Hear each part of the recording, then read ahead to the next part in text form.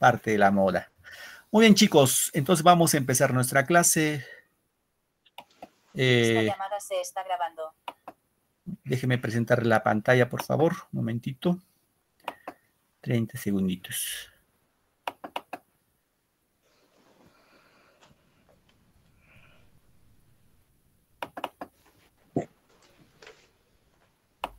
Muy bien, un poco recordando lo que hemos hecho en la clase pasada, ya lo dijeron ustedes, hemos platicado sobre la literatura incaica, ¿no?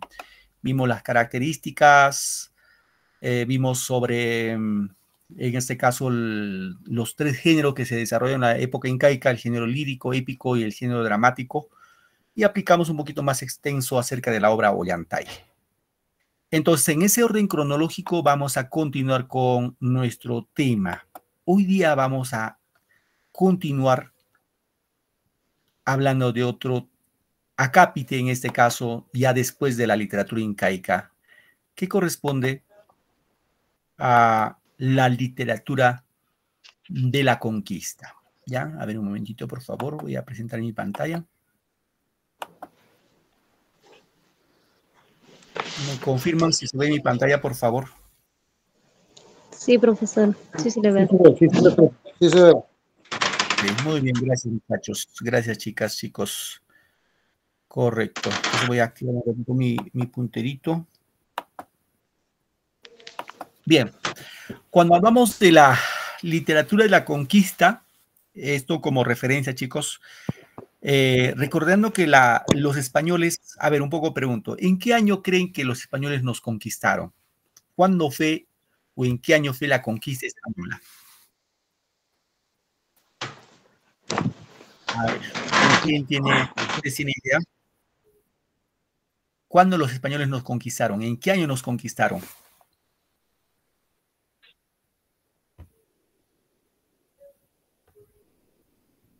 ¿Alguna idea?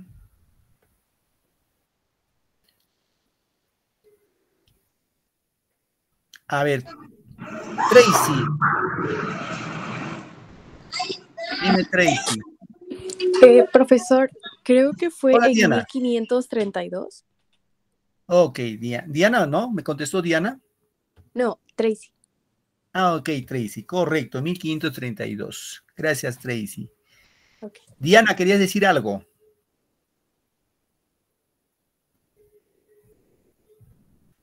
Bien, muy bien, gracias, hija. En este caso, cuando hablamos de la literatura de la conquista, efectivamente se da en 1532. A ver, voy a reiterar, queridos alumnos, el tema de la literatura siempre se va a vincular a un tema, a un contexto histórico. Ya, por favor, eso tengan en cuenta. La literatura se vincula a un contexto histórico, o sea, tenemos que conocer algo de historia, y por ahí se vincula la literatura con historia. Tiene bastante vínculo. No así, profe, pero ¿está hablando usted de historia o está hablando de literatura? Ambas cosas vamos a hablar. Ya, eso por favor tenganlo en cuenta. Y por ahí siempre para ser precisos, ¿ya, chicos? Entonces hablamos de la literatura de la conquista. Se impone una nueva orientación a la vida, obstruyendo el desarrollo normal de nuestra cultura, es decir, de la cultura inca, ¿no? Ya sabemos que en la época incaica la lengua que se hablaba era, bueno, ¿no? Los incas no decían el quechua, ellos decían el runa simi. Runa, ya saben, es hombre, simi, boca, el hombre que habla. Hombre que habla. En ese caso, la lengua oficial ahora ya es el español, ¿no? Con la llegada de los españoles, porque obligaron a los incas, ¿no? En este caso, a hablar obligatoriamente el español, ¿no?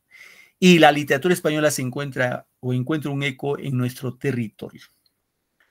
Las manifestaciones literarias más frecuentes en esta época fueron, ojo muchachos, en la conquista fueron esos tres: las coplas, los romances, pero sobre todo destacan las crónicas.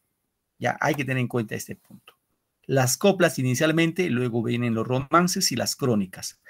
Estas tres especies que se desarrollaron en la época de la conquista o en el periodo de la conquista, su origen, ya saben, tácitamente, ¿no? Es de origen español. Es decir, estos conquistadores vinieron y trajeron estas especies, las coplas, romances y las crónicas. ¿Ya, chicos? Eso como referencia. Muy bien. Vamos a hablar un poco del contexto histórico, ¿no? En este caso indicamos que la conquista se inicia, ojo, en 1532, como dijo vuestra compañera Tracy, con la destrucción de la organización incaica, la cruzada religiosa, la imposición de la lengua española y la guerra civil entre los propios conquistadores españoles termina en 1556. Es decir, este periodo de conquista, mal llamado conquista, porque a decir verdad, los españoles no nos conquistaron. Los españoles nos invadieron. ¿Sí? Nos invadieron. O sea, se debe llamar literatura de la invasión. Pero como nosotros... Profe, disculpe. Dime, hijo, te escucho. Soy Exxon Zapata. Disculpe, pero en algunos colegios presenciales, que manejan su rama, la que usted está presentando ahorita, dicen de que los españoles nos conquistaron. ¿Me puedes repetir la última parte, hijo? No logré escucharte. Disculpa. Digo de que los profesores dicen de que los españoles nos conquistaron, pero no dicen que nos invadieron. Bueno, es una lengua española que ellos manejan así. Así es. Tiene razón, Exxon. Excelente, excelente tu aporte. Lo que dice vuestro compañero es cierto, ¿no? Lamentablemente nosotros, los profesores, nos basamos a lo que es la ciencia, digámoslo así, la ciencia oficial o el conocimiento oficial, ¿no? ¿Por qué dirán ustedes? ¿Por qué, profe? Porque sí. ¿Qué pasaría, muchachos? Yo les enseño literatura de la invasión y un día das un examen y no te van a hablar de la literatura de la invasión, te van a hablar de la literatura de la conquista.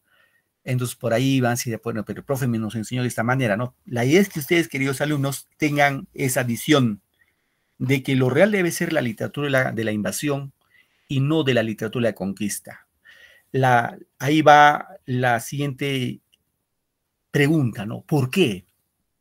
Porque los españoles, queridos alumnos, los españoles cuando llegaron a esas tierras, que era dominio incaico, los españoles nos invadieron.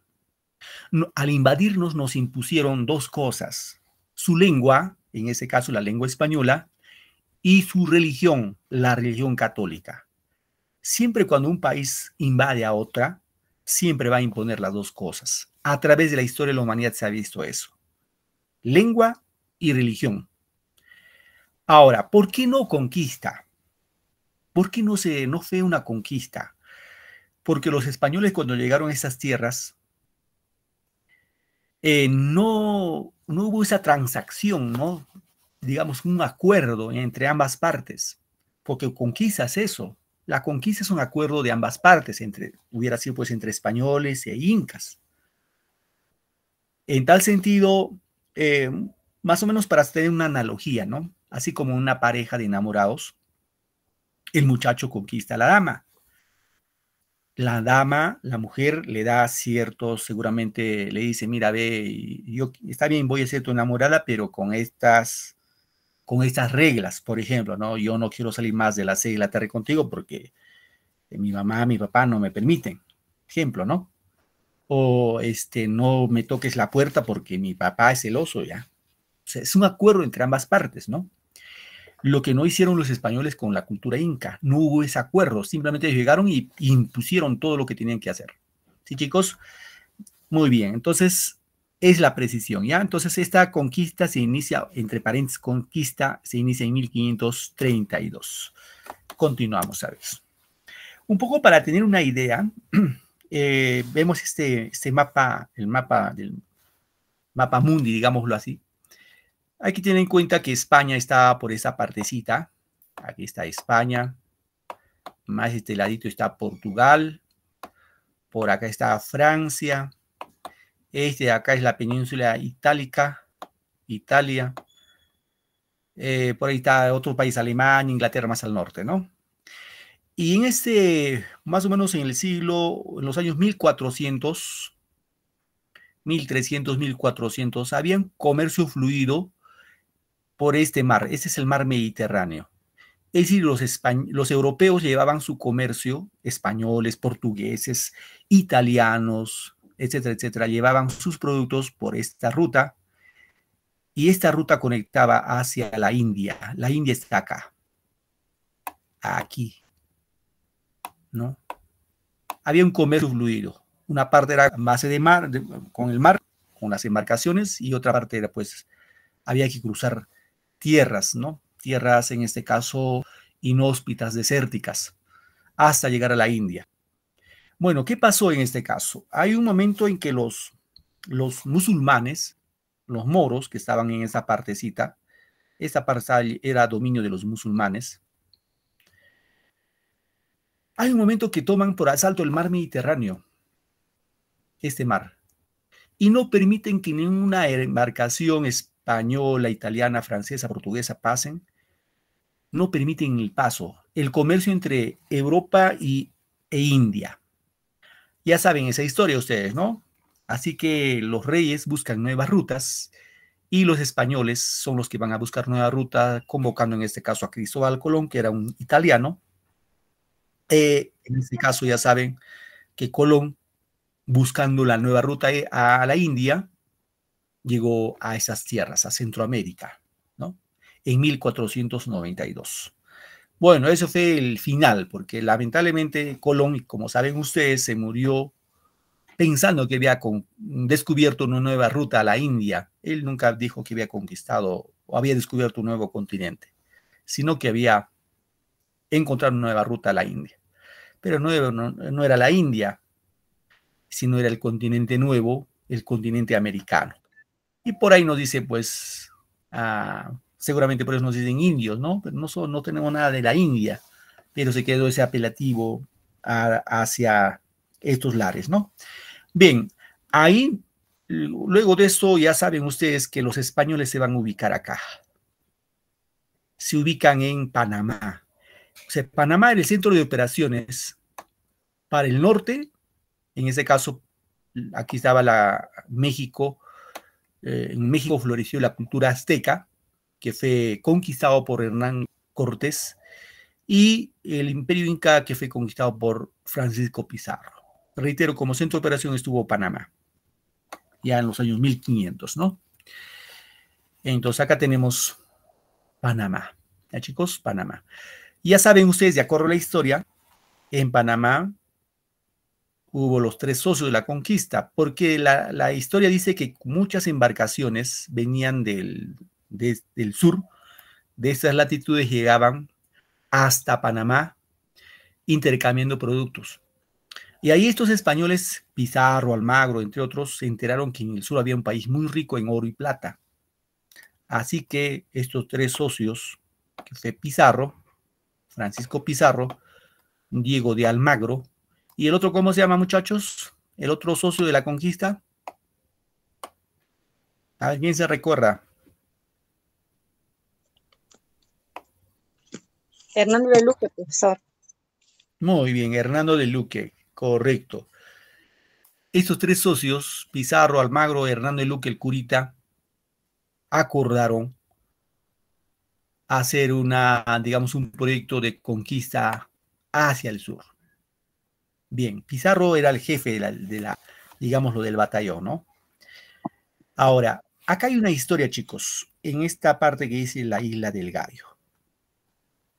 En esta Isla del Gallo, se dice que Pizarro salió de Panamá con sus barcos y llegaron a la Isla del Gallo, pero se enteró, en esa época Pizarro no era el que dirigía en Panamá dirigía un gobernador llamado Pedro de los Ríos.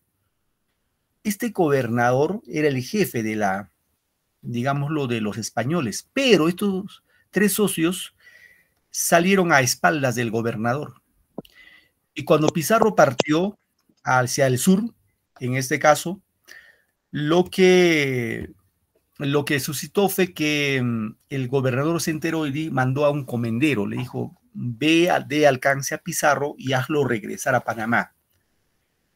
Y ese encomendero le dio alcance en esa isla, en la Isla del Gallo. La historia dice que cuando Pizarro fue alcanzado por este encomendero, se puso frente de su tropa en las playas de la Isla del Gallo, sacó su espada y hizo una línea perpendicular, ¿no? Una línea así. Y se puso delante de sus soldados y les dijo: los que quieren ser ricos pasen. Más o menos se dice que eran más o menos 180 hombres. Y solo pasaron 13 soldados, por eso se llama las 13 Islas del Gallo. Y los demás soldados regresaron con el encomendero a Panamá. Ahora, Pizarro se quedó ahí esperando más provisiones que le enviaba Almagro.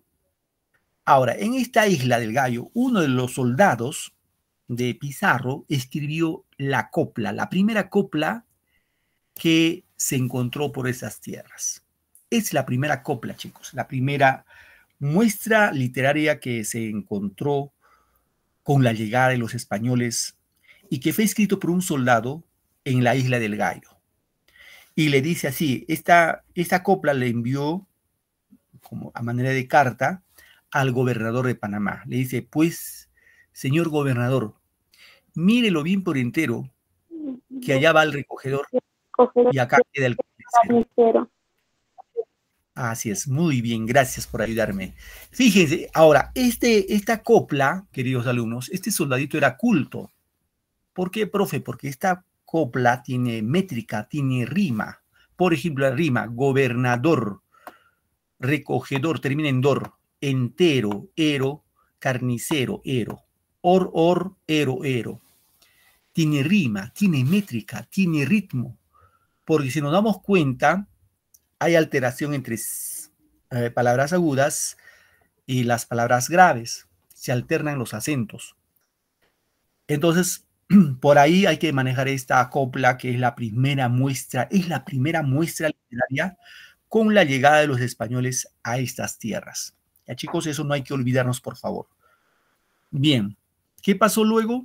Bueno, luego ya saben ustedes la historia, pues Almagro le envió más provisiones y siguieron su rumbo hacia el sur, hacia llegar al Tahuantinsuyo. Ahora, mi pregunta es, a ver cómo estamos. Yo les pregunto, ¿a qué parte del Perú creen que Pizarro llegó por primera vez? ¿A qué parte del Perú? A Tumbes. Buenas tardes, profesor. A Tumbes, dicen. ¿Alguien más que dijo, por favor? Luisa. Dinos, Luisa, ¿a qué parte del Perú? Vuestro compañero dijo Tumbes. ¿Tú qué dices? Vamos, chicos, participamos. Si me equivoco, no tengan temor. Pero en este- Profe, ¿cuál era la pregunta? ¿Puede repetirla? en este- ¿A qué parte del Perú creen que Pizarro llegó por primera vez? Lo que es Perú actualmente. no, pero profe, en ese tiempo no había Perú todavía, estaba el Claro, no Tahuantinsuyo. había Perú. Claro, Cierto, pues. no había Perú. Pero, o sea, haciendo la diferenciación, hablamos ya de Perú porque esa vez el Tahuantinsuyo era desde Río Maule, Argentina, Bolivia, Machu Perú, Picchu. Colombia, Machu Picchu. A Ya, Lima, me equivoco, creo que fue a Iquitos, a un lado del norte. ajá. A Ya, Lima. vamos ahí. Está bien. Correcto, chicos. A Acá hay que Tumbes. precisar. Hay que precisar. Muy bien. Gracias, Katy. No Hay sé. que precisar algo acá, chicos. Obviamente tienen que haber llegado al mar. Claro, Llegar claro. a Huancayo, a Cusco, a Puno, Cajamarca, no. ¿Por qué? Porque no había avión, pues, ¿no? Se supone que llegaron con embarcaciones. ¿Saben dónde llegó? No llegó a Tumbes. Por primera vez los españoles, cuando hablamos del territorio peruano, porque reitero, los incas, su fe hasta Ecuador, Colombia, Pasto, Colombia, seguramente en Ecuador no sé si habían rozado por los lugares, pero al Perú, el lugar que llegaron por primera vez fue a Piura, ¿ya, chicos? A Piura. Para Piura, un poco, no sé, ¿habrá alguien en clase de Piura? ¿Hay alguien en clase? ¿Algún compañero, algún estudiante de Piura? Me dice: yo, profe, yo soy piurano. ¿No hay nadie de Piura? Bien. En Piura hay un río que se llama el río Virú. Ya, chicos, hay un río que se llama el río Virú.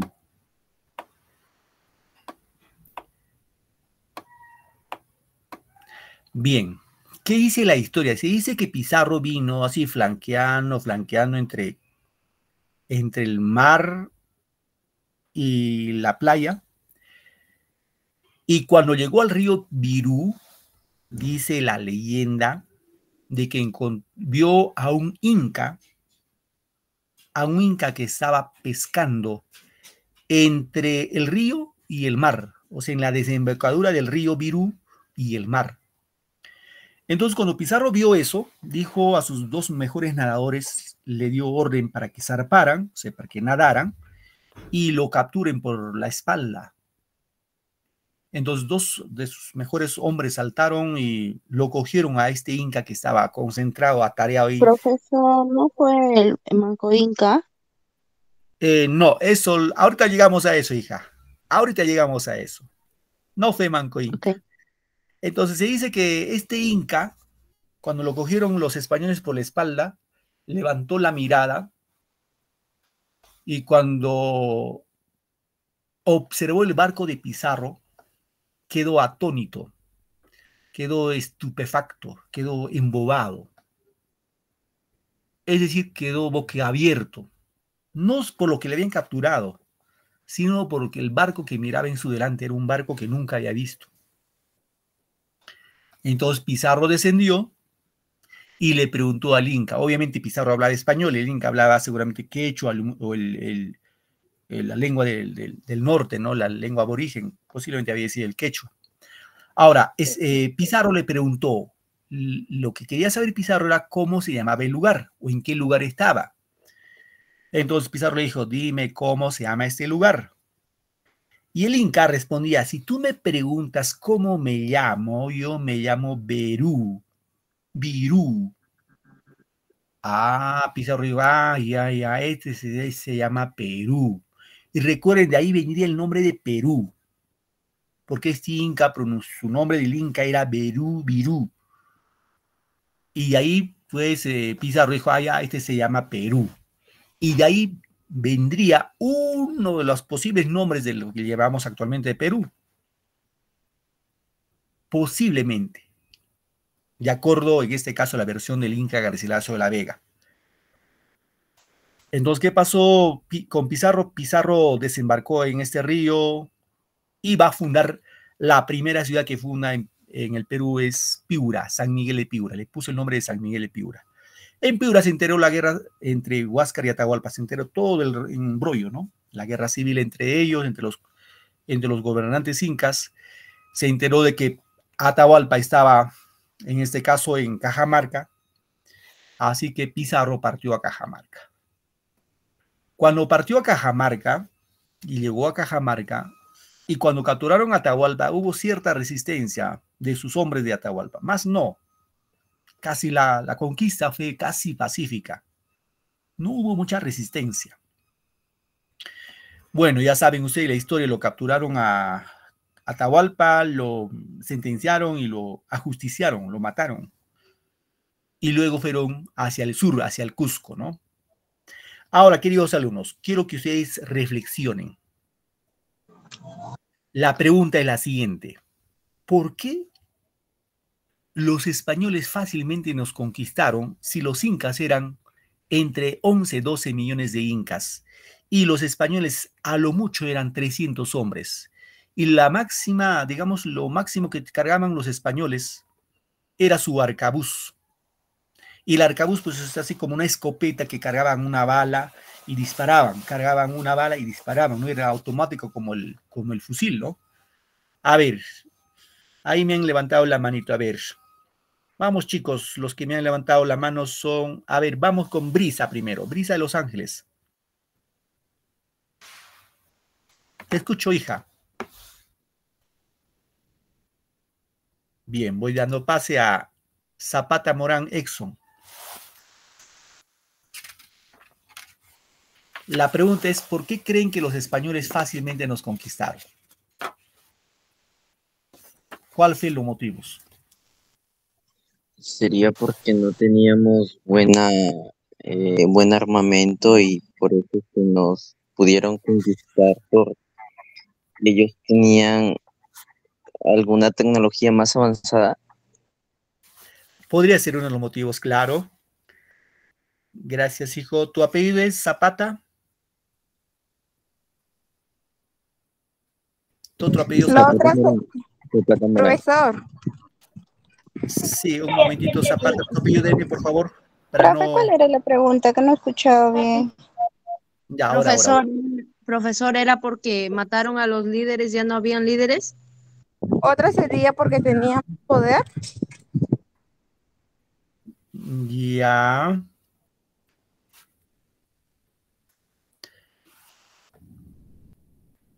Época creo Brisa que de los... había pues, Dime.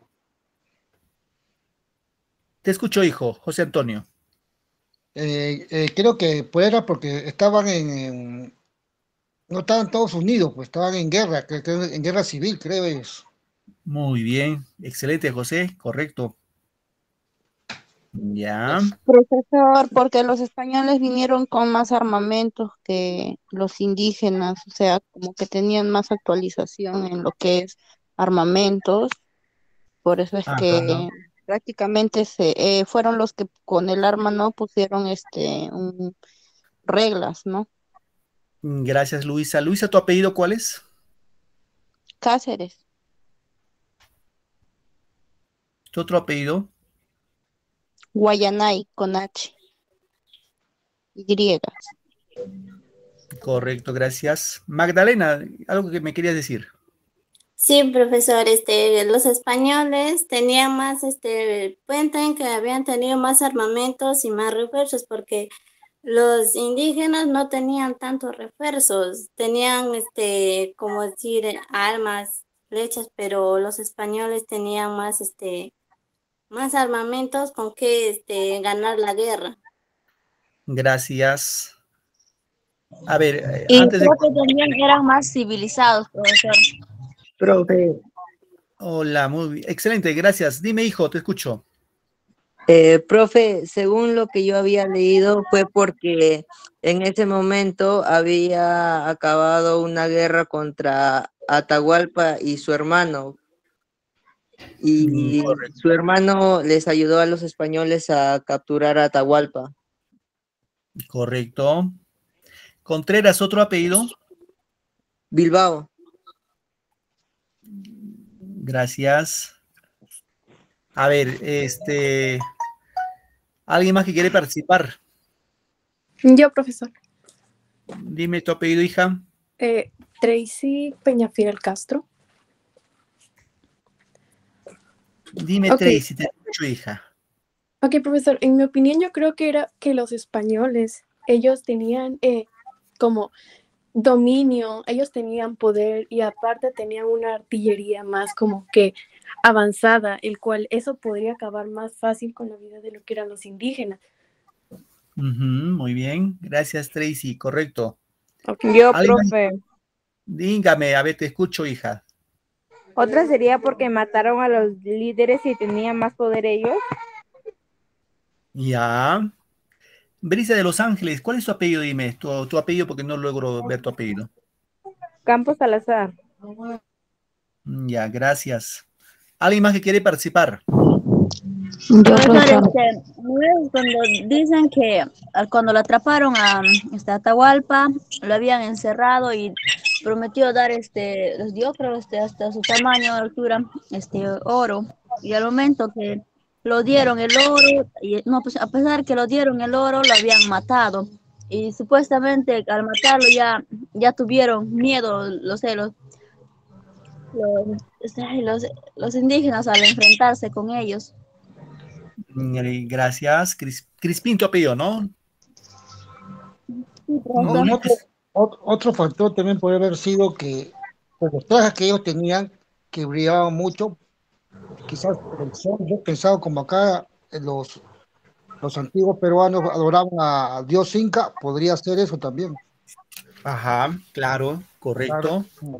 Porque José. no, Profesor, dice porque que los con la incas llegada eran de ignorantes y no tenían armamento. los españoles cambiaron su religión. Ajá, Entonces, gracias, también Nurita. podría ser otra. Muy bien, Roxana, gracias, Roxanita.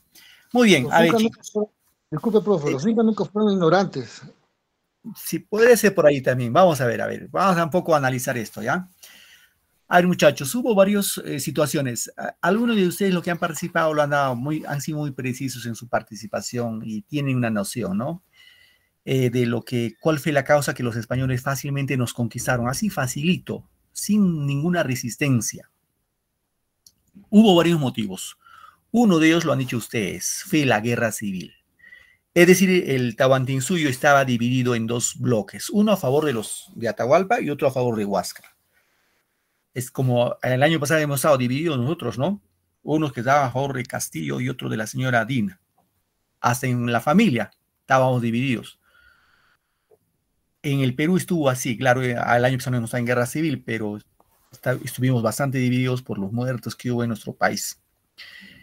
En el Tahuantinsuyo fue así, un grupo que estuvo a favor de Atahualpa y otro que estuvo a favor de Huáscar. Así que los que estaban a favor de Huáscar, pues buen pretexto para apoyar a Pizarro, buen pretexto. Es decir, los seguidores de Huáscar apoyaron en ese caso a Pizarro. Una causa. Otra causa fue de acuerdo a la mitología del dios Huiracocha. ¿Qué dice la mitología? La mitología dice que el dios Huiracocha va a volver a gobernar y saldrá entre las espumas del mar. Entonces, cuando se produjo la guerra civil entre los incas, entre Atahualpa y Huáscar, y Pizarro salió del mar con su embarcación, y Pizarro era pues alto, barbudo, con caballo, blanco. Los incas habían creído que quien que estaba retornando a gobernar era, en este caso, era el dios Huiracocha, que estaba volviendo a poner orden. Porque el mito dice así, que el dios Huiracocha resurgirá entre las espumas del mar y pondrá orden sobre la faz. Entonces, muchos incas pensaron que efectivamente que Pizarro era el dios Huiracocha. Otra de las causas, otro de los motivos por los que fácilmente nos conquistaron los españoles fue que, recuerden ustedes que los incas sometieron a varias culturas. Sometieron a la cultura chincha, a los huancas, a los chancas, a los chachapoyas, etcétera, etcétera. Todas las culturas que iban avanzando los iba sometiendo. Obviamente, cuando vamos a imaginar, vamos a suponer, ¿ya? Si los ecuatorianos nos someten, obviamente vamos a querer liberarnos de los ecuatorianos, ¿no? Entonces esas culturas regionales querían independizarse de los incas y esperar un buen pretexto a Pizarro, decir, bueno, pues muy bien Pizarro, te apoyamos a ti y queremos independizarnos de los incas. Entonces esos fueron los motivos por los cuales fácilmente se dejaron sucumbir el Tahuantinsuyo. No tanto, reitero, no tanto por las armas, porque las armas, reitero, lo mucho que manejaban los españoles eran el arcabuz, a lo mucho.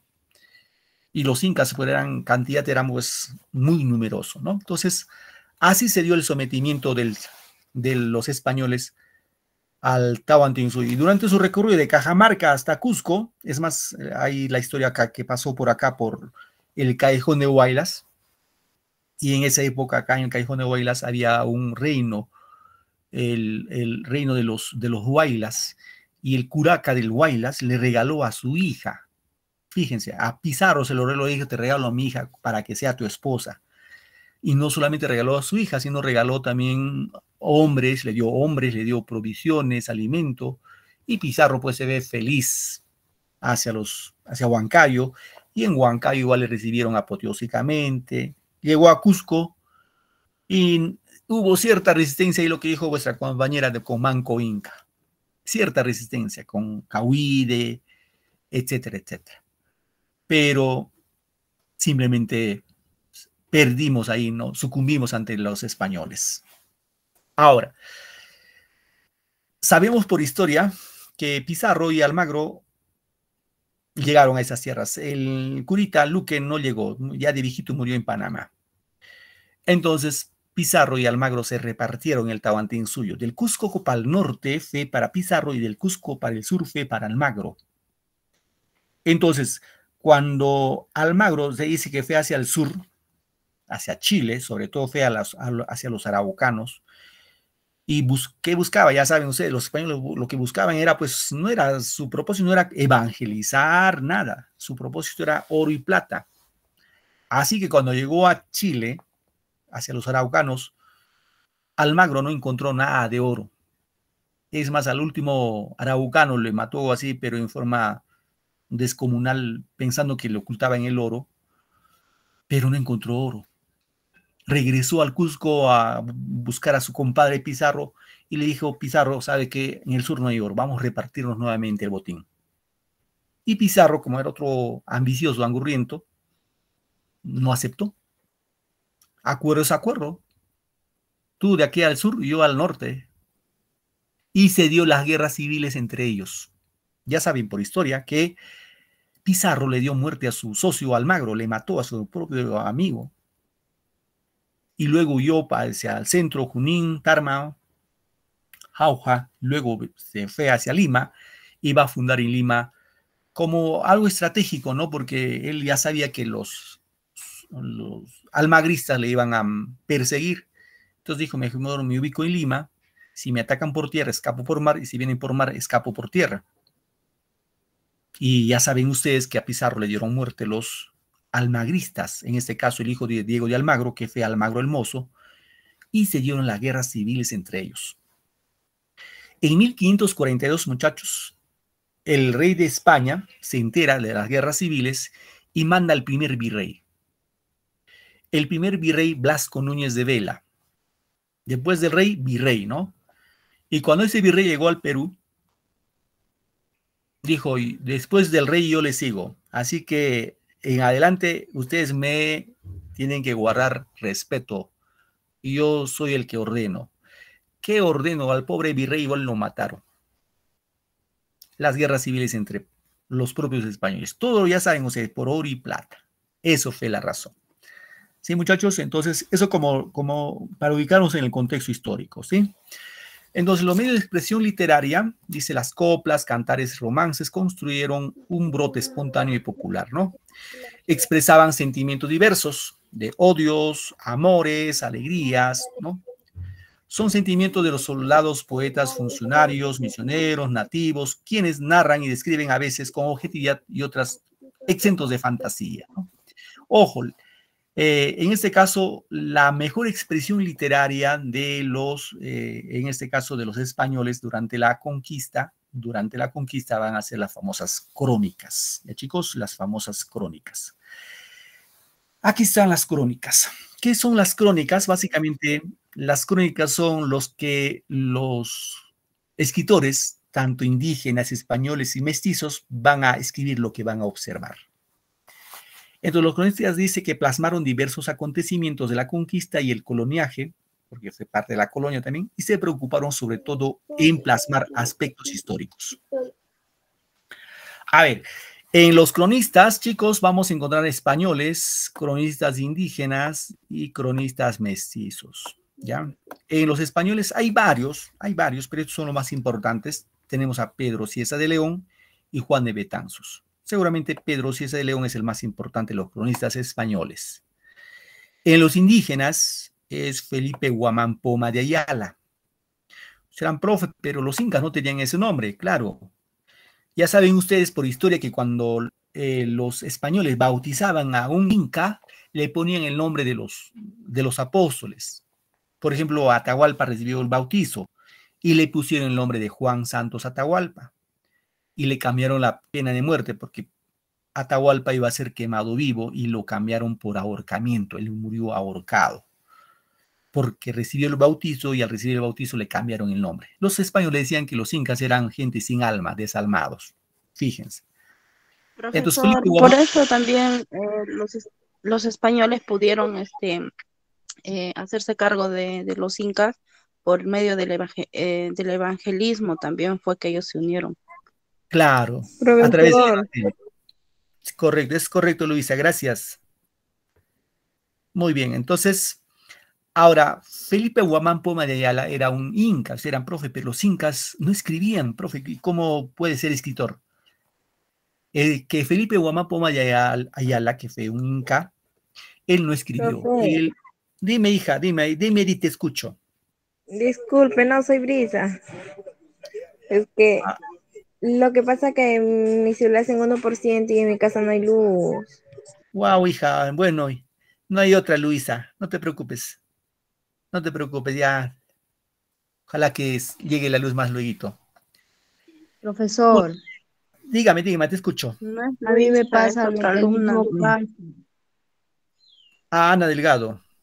Sí, También no tiene luz tampoco. no tengo luz, está en 2% mi batería, profesor. Ya, hija, bueno, no hay otra, sí, no, yo les entiendo, sí, les voy tomando en cuenta acá su participación y no hay problema. Y Anita, no te preocupes. Bien, entonces les decía que Felipe Guamán Poma de Ayala, por ejemplo, él no escribió ni un texto, sino que él dibujó. Acá tenemos este ejemplo es de Felipe Guamán Poma de Ayala. Él dibujaba o pintaba lo que observaba, ¿sí? En esta imagen, por ejemplo, vemos acá un inca, ¿no? Acá vemos un curita que seguramente va con la Biblia abierta, acá están los españoles, y acá el conjunto de incas que estaban siendo, como dijo vuestra compañera, hace momentos atrás, eran evangelizados, ¿no? Escuchaban la palabra de Dios a través de la Biblia. Bien. En los cronistas mestizos tenemos a Inca Garcilaso de la Vega y Blas Valera. Y aquí destaca Inca Garcilaso de la Vega. Seguramente de todos los cronistas, este es el mejor cronista peruano. Es el mejor cronista. ¿Ya, chicos? Bien, vamos con Inca Garcilaso de la Vega. Dime, hijo, te escucho. Bueno, fue una consultita. La religión fue impuesta por los españoles hacia los incas. O sea, Correcto. nadie quería ser católico, no sabía que era la cruz, no sabía que era la Biblia, o sea, te lo ponías y lo rechazabas, te mataban, esa era su ley de ellos, pues, ¿no? Así es, José. Por no matarte, y por no matarte, bueno, tú tenías que aceptar, pues. Así es. Muy cierto, José, tu apreciación, estás en lo cierto. Era obligatorio aceptar la religión católica. Obviamente, chicos, no, yo sé que algunos de ustedes son del sur del Perú y algunos son del norte del Perú y algunos son del centro del Perú. Pero con mayor fuerza los españoles han entrado al norte. En el sur ha existido cierta resistencia a la influencia española hasta ahora. Hasta ahora. Todavía quedan vestigios de las tradiciones de los incas en Puno, en Cusco, en Apurímac, en Ayacucho. Pero acá en la parte norte ya incluso ha entrado con más fuerza y ya no hay, digámoslo, costumbres de la época de los incas. Seguramente ha habido mayor imposición o simplemente fácilmente se dejaron someter, ¿no? Eso como referencia. Gracias, José. Entonces vamos a hablar ahora de Inca Garcilaso de la Vega como el mejor cronista. Y este señor sí, pues nos dejó algunas historias de cómo fue el Tahuantinsuyo, ¿no? Su nombre completo fue Gómez Suárez de Figueroa.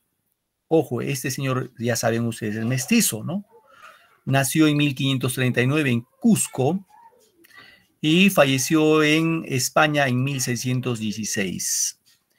Ya saben que es un escritor y historiador peruano, ¿no? Pero tengamos en cuenta algo. Su madre fue Isabel Chimpuocchio, ¿no? Sus padres, reitero, fueron capitán extremeño Sebastián Garcilaso de la Vega. Ojo, es que tener en cuenta Sebastián Garcilaso de la Vega. Y la princesa Chimpuocchio.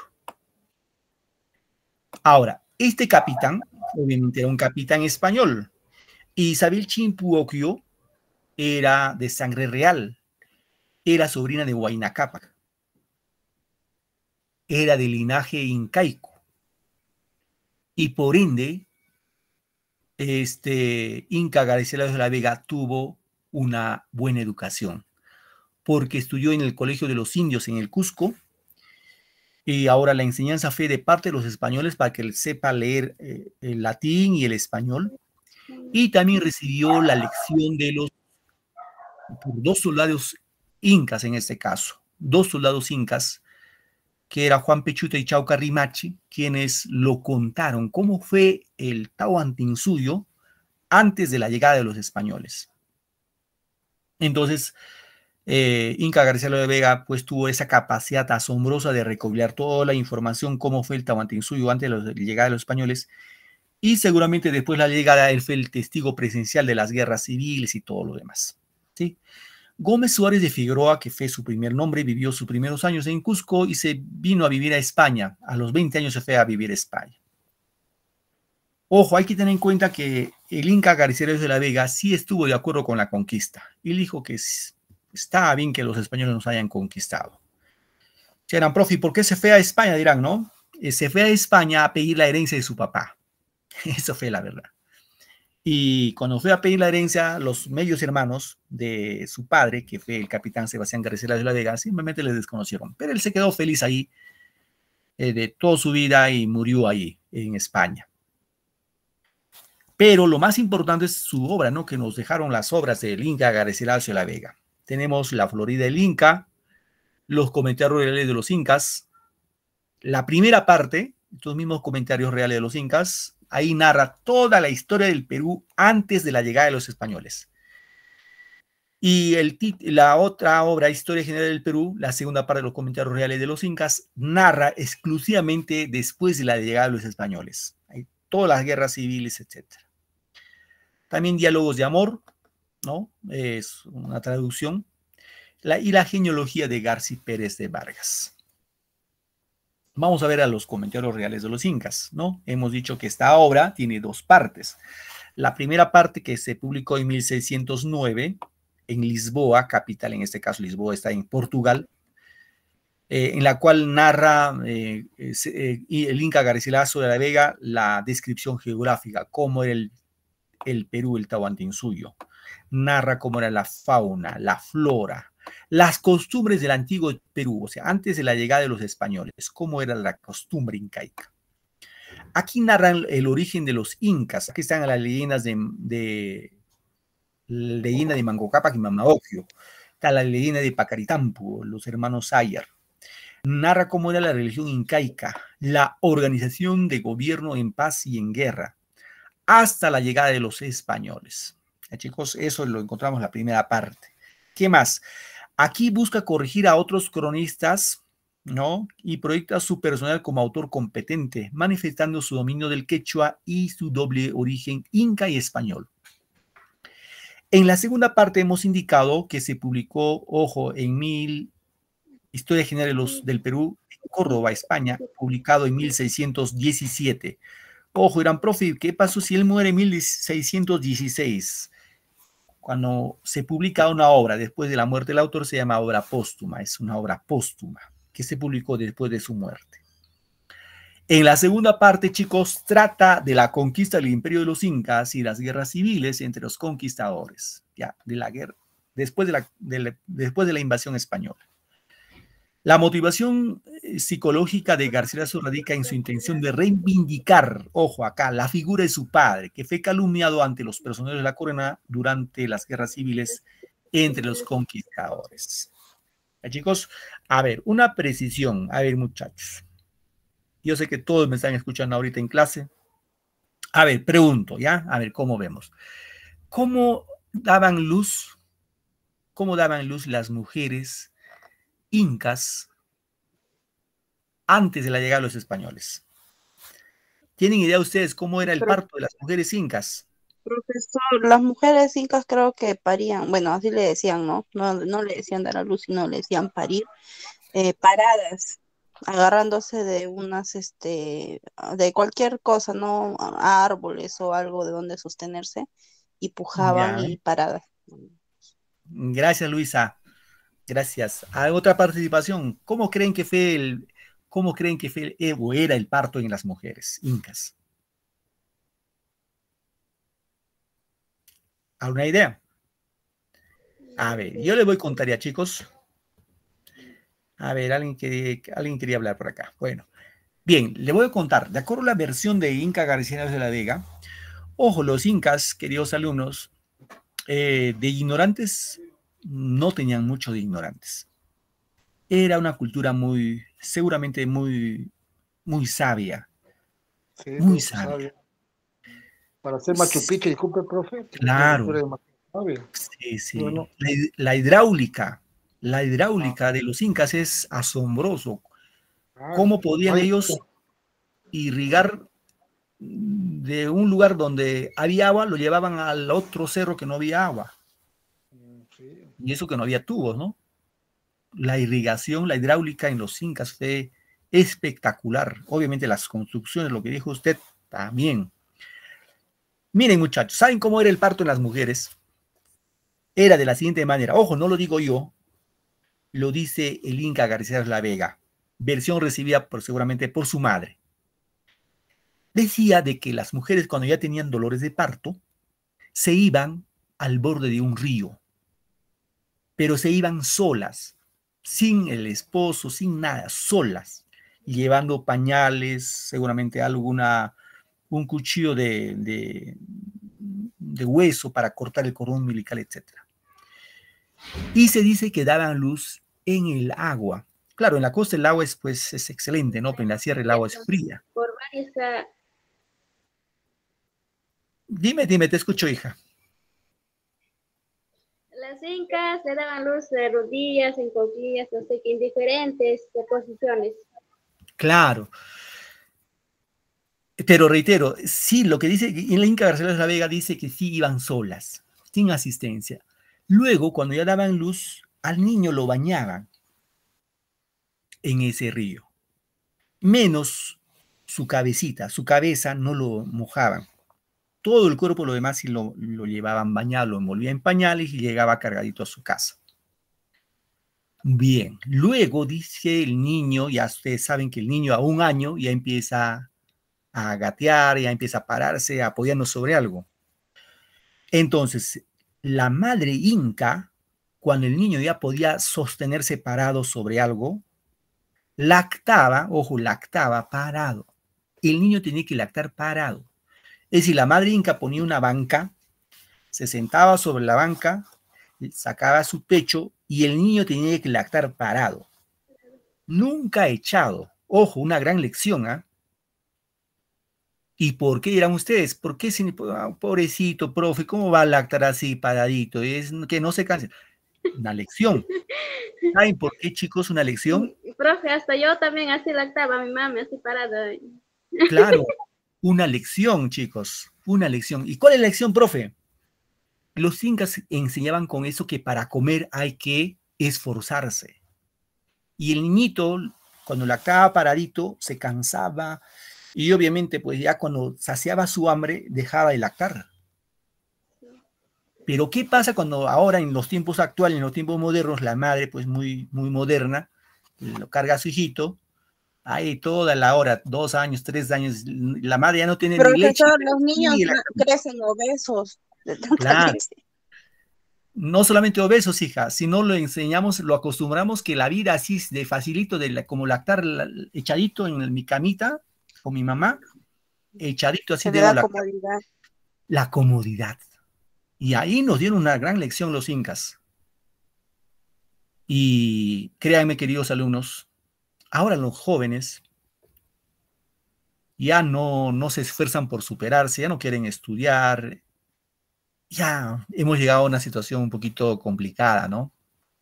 Y seguramente los padres tenemos cierta culpa, no lo sé, los medios de comunicación. Ya al hijo ya no se puede decir nada, ni lo puedes tocar como un pétalo y una rosa. Muy bien, queridos alumnos, nos ganó el tiempo. Lamentablemente había varias historias para contar, pero ya será otro día que nos contemos más historia de los incas. Muy bien, chicos, chicas, gracias por su tiempo y su paciencia. Ya nos vemos la próxima clase. Que tengan un bonito fin de semana. Bonito. Gracias, profe. Muy interesante su clase. Gracias, profesor. Muy bien, chicos. Hasta la próxima clase. Gracias, profesor. Gracias, profesor. Nos vemos hasta la próxima clase. La próxima, chicos. Que Dios lo bendiga. Felicidades. Chao, profesor. Ustedes, cuídense mucho. Felicidades. Hasta luego. Nos vemos. Chao, chicos. Chao, nos vemos. Felicidades a todos.